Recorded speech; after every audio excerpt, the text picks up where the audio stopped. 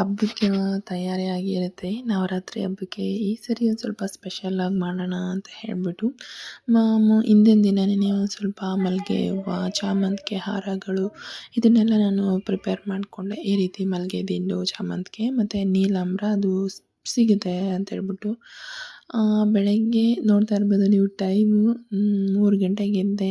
ನಾನೆಲ್ಲ ಮಾಡ್ಕೊಳ್ಳೋ ಅಷ್ಟರಲ್ಲಿ ಒಂದು 4 ಗಂಟೆ ಆಗಿಬಿಡ್ತು. ಆವಾಗ ಸ್ಟಾರ್ಟ್ ಮಾಡಿಕೊಂಡೆ. ಯಾಕಂದರೆ ಅಮಾವಾಸ್ಯೆ ಇತ್ತು, ಎಲ್ಲನೂ ನಾವು ಮೊದಲೇ ರೆಡಿ ಮಾಡ್ಕೊಳ್ಳೋದಕ್ಕಾಗಲ್ಲ ಅಂತ ಹೇಳಿ ಆವತ್ತಿನ ಬೆಳಗ್ಗೆ ಬಂದುಬಿಟ್ಟು ಈ ರೀತಿಯಾಗಿ 3 ಗಂಟೆಗೂ ಎದ್ದು ಸ್ವಲ್ಪ ಹೂವು ಎಲ್ಲ ಮಲ್ಲಿಗೆ ಹೂವು ಬಿಡುವಾಯಿತು, ಅದನ್ನೆಲ್ಲ ಕಟ್ಕೊಂಡು ಹಾಗೇನೆ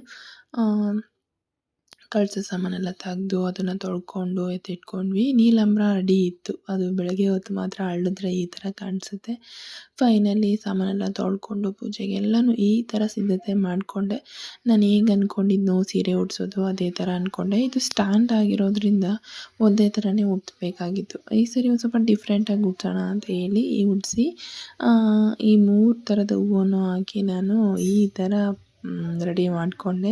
ಫೋಟೋಗಳಿಗೆ ಎಲ್ಲದಕ್ಕೂ ರೆಡಿ ಇಷ್ಟು ಹೊತ್ತಾಯಿತು. ಸರಿ ಅಂತ ಹೇಳ್ಬಿಟ್ಟು ಈಗ ಎಲ್ಲ ದೇವ್ರಿಗೂ ಈಗ ನಮ್ಮ ಮನೆಯವರೇ ಹೇಳಿದರು, ರಾಹುಗಾಲ ಬಂದುಬಿಡುತ್ತೆ, ನೀನು ಅದ್ರ ಒಳಗಡೆನೇ ಪೂಜೆ ಮಾಡಿಕೊಳ್ಬೇಕು ಅಂತ ಹೇಳಿ.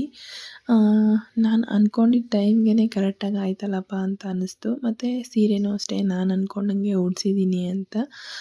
ಜ್ಯುವೆಲರಿ ಒಂದು ಸ್ವಲ್ಪ ಎಲ್ಲನೂ ಸ್ಟೋನ್ಸ್ ಎಲ್ಲ ಹಾಳಾಗಿದೆ, ಅದೆಲ್ಲ ನೆಕ್ಸ್ಟ್ ಟೈಮ್ಗೆ ತರೋಣ ಅಂತ ಹೇಳ್ಬಿಟ್ಟು ಈಗಿರೋ ಸೀರೆ ಮತ್ತು ಜ್ಯುವೆಲರಿನೇ ಹಾಕಿ, ಜ್ಯುವೆಲರೀಸ್ ತಂದು ಏನಿಲ್ಲ ಅಂತಂದ್ರೂ ಒಂದು 6 ವರ್ಷನೇ ಆಗಿಬಿಟ್ಟಿದೆ. ನಾವು ಯಾವುದೂ ಚೇಂಜೇ ಮಾಡಲಿಲ್ಲ.